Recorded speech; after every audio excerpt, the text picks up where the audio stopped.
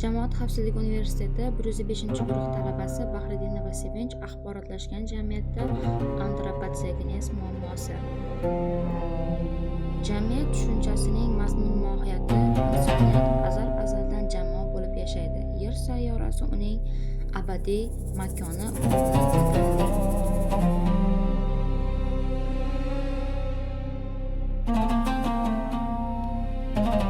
Quyosh tizimidagi ana shu mitti sayyorada yashayotgan odamlar oilasini jamiyat deb atash odat tusiga kirgan. Demak, umumbashariy ma'noda jamiyat odamzodning umri, hayoti, joy va hudud bilan barcha o'zgarish va jarayonlar jamiyatdir. Sivilizatsiya tushunchasi ma'lumki, tasavvur so'zdan olingan bo'lib, fuqaroviy ijtimoiy degan ma'noda mazkur tushunchalar faylasuflar Fergyuson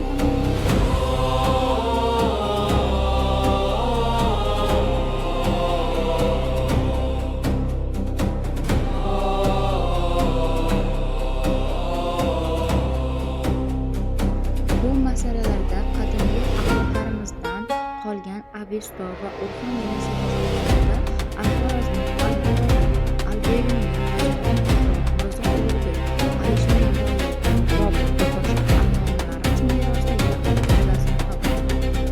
Sharq siyosatshunosligida jamiyat bilan bog'liq masalalar Nizomul Mulk, Mirxon Xondamir, Sharafeddin Aliyazov kabi ko'plab allomalar ijodidan o'rin olgan.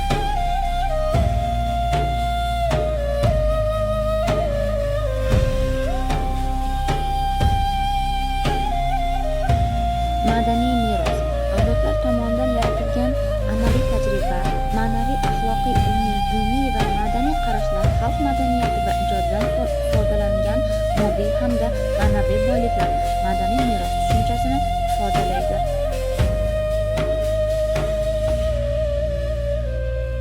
Samarqand, Buxoro, Toshkent,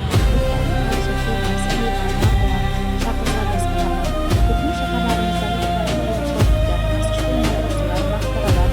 qadamjolar ham madaniy merosning ajralmas qismi hisoblanadi.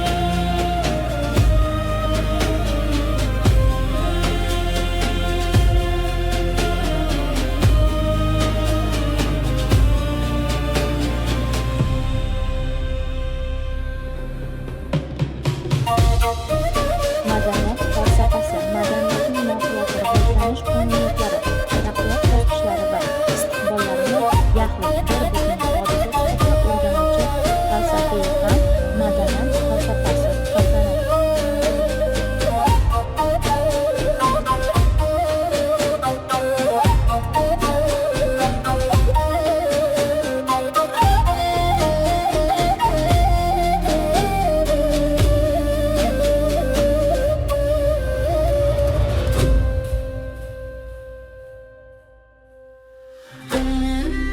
Madaniy boyliklar tushunchasi u ajdodlardan avlodlarga vorisiylik asosida yetib kelgan, insoniyatning bugungi va kelajagi uchun katta ahamiyatga ega bo'lgan moddiy va ma'naviy boyliklar, butun insoniyat mulkini tashkil etuvchi buyuk madaniy va tabiiy yodgorliklarni ifodalaydi.